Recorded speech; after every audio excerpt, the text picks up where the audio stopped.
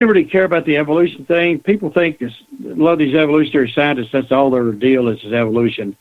Well, they write books about it, stuff like that, but their passion is knowledge and bones. And anybody that can reproduce a bone and make it look just like the real thing, they love that, because most of them can't do that because they're not artists. Not a lot of artists think about going into paleontology. I just fell into it, because I was one. So that opened doors, and once they saw I could mold things and reproduce them, and in good order, it didn't take a long time. I did good work. Well, people started sending me stuff from all over the world, and that's how I got the reputation. And I tell people I can restore anything. If you haven't torn it up in the field to where it just crumbles, I can fix it. But you have to know chemicals. Fortunately, I knew paint and hardeners and all that sort of stuff. So the art really opened the door for me to be a preparer and a restorer and a molder, which are really separate businesses. But that's what got me into it. And with that then comes all these cryptids start coming up. And most paleontologists that I've met, at least until recently, they didn't want to get into all that because they just want to deal with the bones. But, well, hey, fellas, you're out there in the woods, and you hear these stories about Bigfoot and the rest of these things, and you're not interested? Heck yeah, tell me all about it. So that's a whole other, the cryptid world is a whole other world away from paleontology until you get into Bigfoot. Bigfoot is a real good candidate for Gigantopithecus, which is the big ape, maybe 8 or 9 feet tall. They find teeth of from China. I think a few of their bones would be a good jawbone. So, wait a minute. Maybe Gigantopithecus didn't go extinct. And maybe that's what's walking around out here is this strange upright beast. Well, there's a lot of stuff that hasn't gone extinct. They're coming up all the time. I'm pretty sure the Tasmanian devil, they cited that. I believe they saw a dodo bird here a while back. I'm telling you, their pterosaurs have flown right over my hometown here. They're being seen more all the time. They're seen down in Dallas. We've got 2 reports down there, and more all the time. In fact, my show on Forbidden Paleontology tomorrow night is going to be with a guy who's trying to track these things down. So knowing the paleontology and the evolutionary idea of it, when some cryptid comes up that fits the pattern of what we know about them in the fossil world, my red light goes on. It's like, well, tell me more. I'm not afraid to say they're still alive. There's too many reports. In fact, I may have told you about that missionary I talked to who was married to an Amazonian lady, and her dad had killed what could only be an allosaur or a T-Rex from the description she gave. And they were talking about these big things, the long necks, fat bodies, and long tails, which could only be a sauropod. And most paleontologists would disregard it, say, well, those have been extinct for 140 million years. Yeah, but you don't know that, man. You don't know what's extinct. You don't know if anything's extinct. So let's hear what they have to say. Well, as far as I'm concerned, this lady wasn't making that up. She had no reason to come into my place and make up some cockamamie story about her dad shooting a T-Rex. So they're out there. What all was out there, I don't know. If you've read any of Marco Polo's stuff, he pretty well describes a triceratops as being a beast of burden. They got those horns and all that on big heads. Well, if you train one from a baby like a tiger or an iguana lizard, they're kind of like not as good as a dog or a cat. But, what if one was still alive and you could make a beast of burden out of it? It's only the evolutionists who deny all this stuff. They're not open-minded. They have an agenda. They want to keep their paychecks coming in, and they can't be, saying evolution really didn't happen and there's nothing extinct. Otherwise, they lose their jobs. So they leave that up to guys like me because I don't have a job to lose. I don't have a degree to protect. I don't get grants from universities or the government. So I'm willing to let it all hang out and tell what I know. And a lot of these guys tell me stuff they shouldn't be telling me, but I guess they can't help it. It's like the hitting hole in one if you're a Catholic priest on Sunday morning. You got to tell somebody. Oh wow! Well, your feeling? Do you think there is many dinosaurs still roaming the earth? Yes, I do. I think in Papua New Guinea, there are good, credible reports of pterodactyls. In the African Congo, I think there's a small sauropod with a long neck, fat body, long tail. There have been reports of 3 of them, like two adults and a juvenile. In fact, you may have heard about this, but I've got a buddy checking into it right now. He's down in San Antonio area. There have been about 3 or 4, maybe 5 reports in the last month of a small T-Rex running around out there, down around the Austin, San Antonio area. Have you heard that? I haven't. Why don't you tell us what you know about it? Well, they interviewed this one guy, and he said, well, there's a T-Rex. So it's, if something looks exactly like a horse, it don't look like anything else, if you've never seen, you didn't think they were in that area, you go, well, it's a horse. And I think that's what they're saying, that there was no other way to describe it other than to say it was a T-Rex. And apparently the reports say they're about 2 feet tall, which either be another species of something like that or a recent juvenile. And some of the people who heard about it weren't trying to make anybody believe it. They were just trying to figure out where they come from. So I said, well, they're fracking all over Texas. They're drilling these deep holes in the ground and exploding bombs down there. Texas and New Mexico were traversed, I think even over to Arkansas, with the underground caverns in the limestone and all that.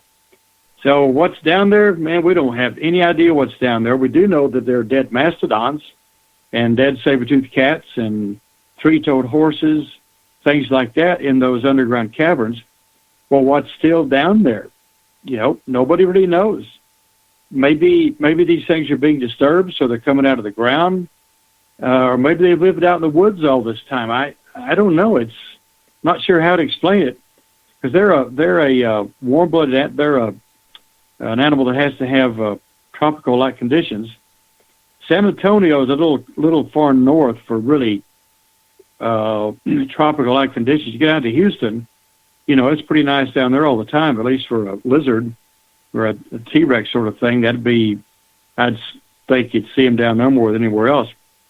But most people would dismiss it, go, people are crazy. They're just seeing some kind of a lizard or a turkey. Well, maybe that's true. But let's look into it.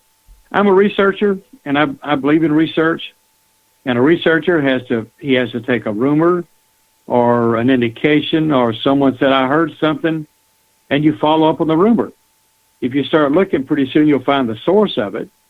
And the source may just be someone's imagination, or it might be the real thing. That's how we got to the moon. That's how we got the Northwest Passage.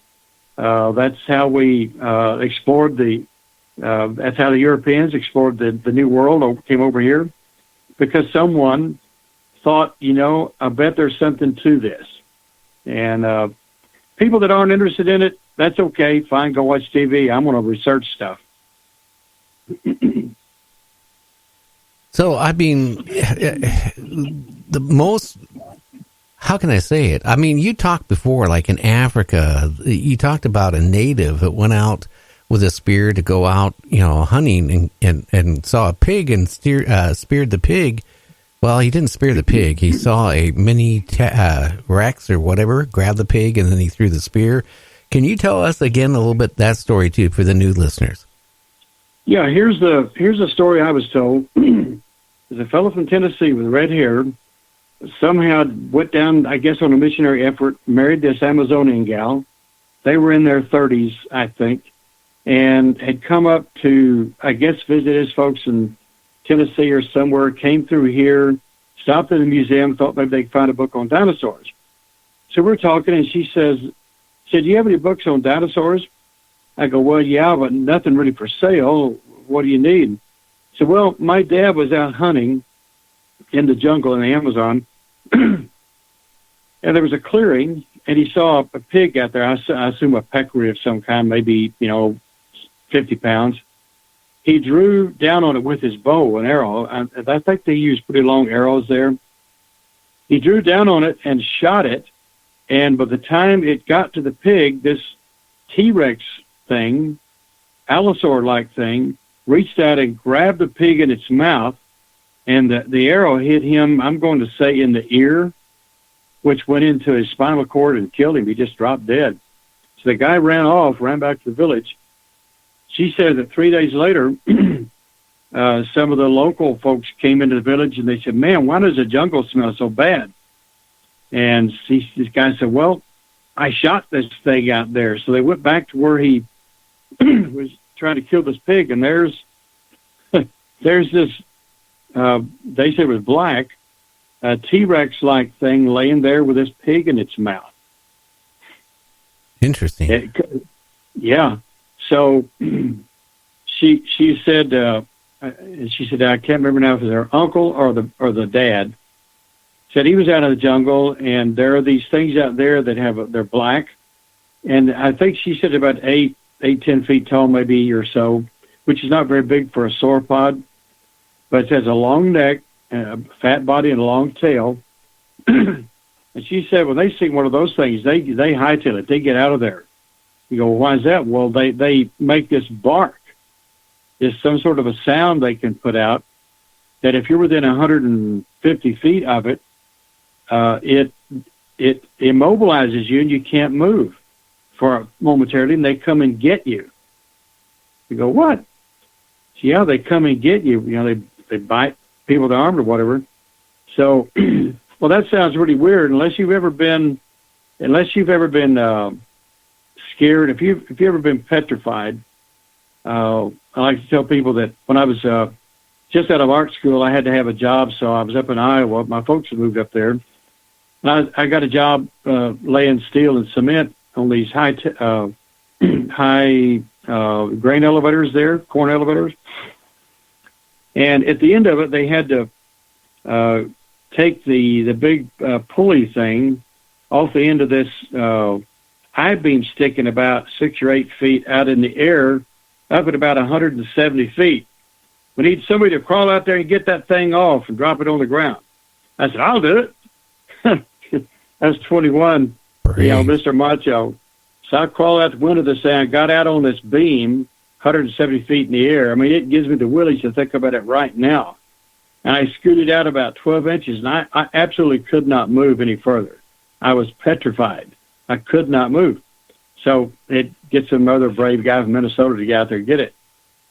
So so that thing, or if you walked in front of a truck and they honk the horn real loud, those things are loud, it would momentarily stun you.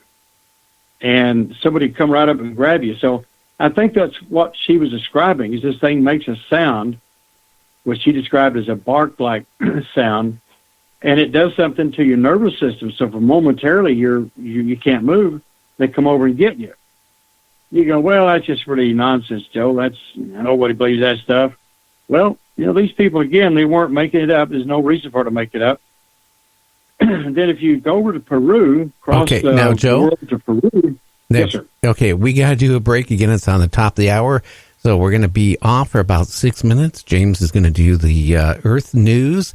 Then we come back. We want to finish this, and then we want to talk about, all kinds of, like Mothman, any reports of that going on, and anything that you might have heard, Bigfoot, stuff like that.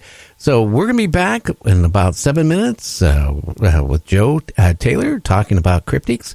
And when the commercials are done for the stations, then James will be on giving us Earth Changes news. So stay tuned to Night Dreams Talk Radio.